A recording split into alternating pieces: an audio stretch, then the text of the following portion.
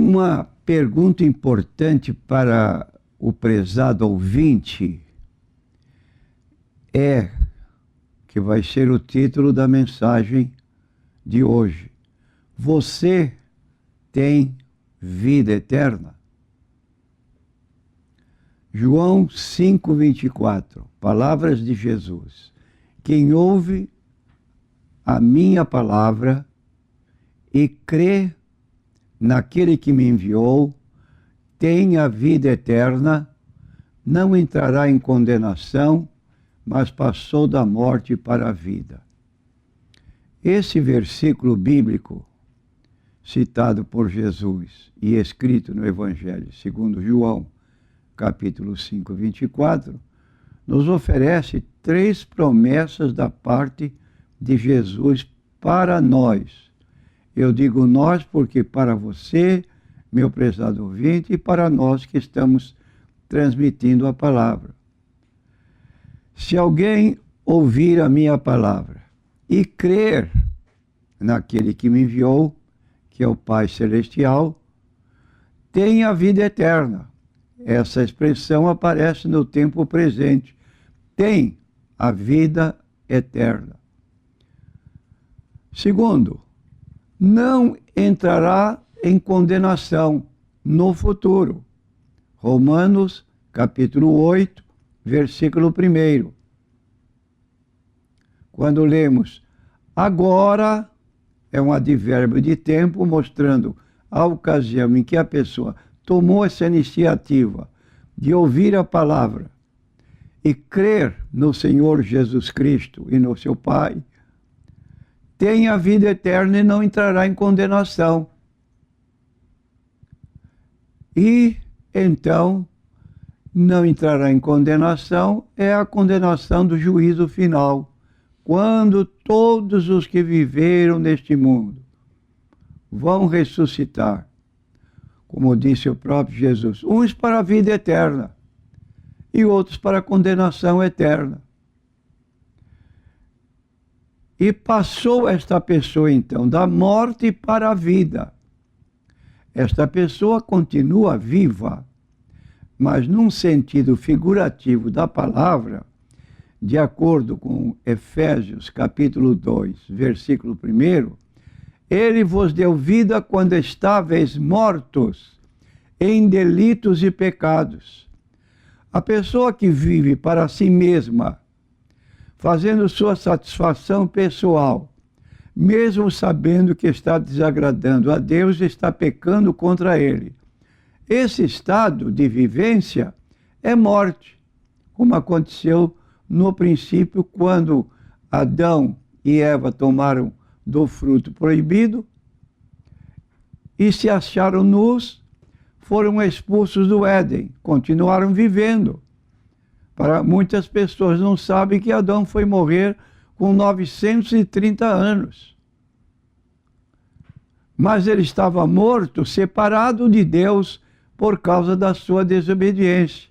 Então há um estado de vida que é morte. E Jesus nos dá vida quando o aceitamos como Salvador e Senhor. Então queremos dizer que a Bíblia apresenta um claro caminho para a vida eterna.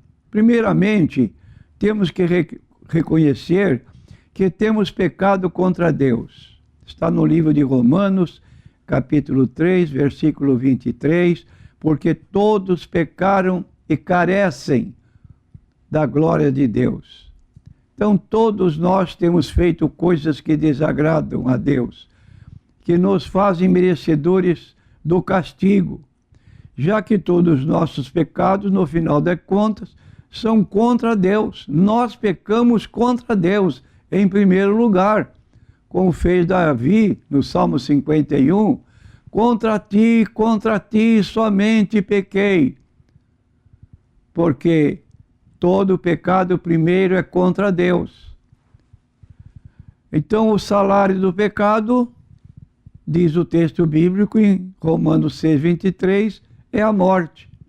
Morte, como dissemos, é empregado em sentido figurado de afastamento, separação de Deus. Se morrermos no estado em que estamos vivendo, separados de Deus, vai se dar uma segunda morte, que é a morte eterna, separação definitiva de Deus, e isto por toda a eternidade. Porém, Jesus Cristo, o Santo, o Imaculado, o Eterno Filho de Deus, tornou-se homem, como lemos no Evangelho segundo João, capítulo 1, versículo 1 e 14. No princípio era o Verbo, falando de Jesus. O Verbo estava com Deus, falando de pessoa distinta do Pai. E o Verbo era Deus, tinha natureza divina. E no versículo 14, o Verbo se fez carne. Então Jesus aqui na terra era um ser de dupla natureza, natureza divina igual do Pai. E o Verbo se fez carne e o Verbo era igual a Deus. E viveu aqui na terra nessa condição de Deus homem. Agora, ele foi morto por causa dos nossos pecados. Se tornou o nosso substituto. Mas Deus prova o seu próprio amor para conosco pelo fato de ter Cristo morrido por nós, sendo nós ainda pecadores. Romanos capítulo 5, versículo 8. E no capítulo, então, 19 de João, versículo 31 a 42, os judeus, para que sentenciaram Jesus à morte através do sumo sacerdote, pediram a morte de Cristo. Cristo foi levado à cruz, esteve 3 horas na cruz, em sofrimento atroz, deu o brado, tudo está consumado, foi tirado o seu corpo da cruz, levado ao túmulo de José de Arimateia, e em seguida, então, ele foi sepultado e no terceiro dia ressuscitou dentre os mortos. Este é o Jesus que veio a este mundo com esse propósito, de buscar, salvar o que se havia perdido. E aí, então, está sendo oferecido esse recurso da parte de Deus, de nos dar salvação, vida eterna, por meio do Senhor Jesus Cristo. E assim, a vida eterna é uma oferta de Deus, um favor de Deus que se oferece enquanto temos vida eterna. Aliás, enquanto temos vida física, porque depois da morte vem o juízo. Você pode ser salvo, pode receber vida eterna através da pessoa do Senhor Jesus Cristo. O castigo que devia cair sobre nós, caiu sobre Jesus, para que todo aquele que nele crê não pereça, mas tenha a vida eterna. E de acordo com 1 Coríntios 15, versículos 1 a 4, o evangelho que notifico, diz Paulo, pelo qual sois salvos, se o retiverdes, tal como vos tenho anunciado. Se não é que crestes em vão.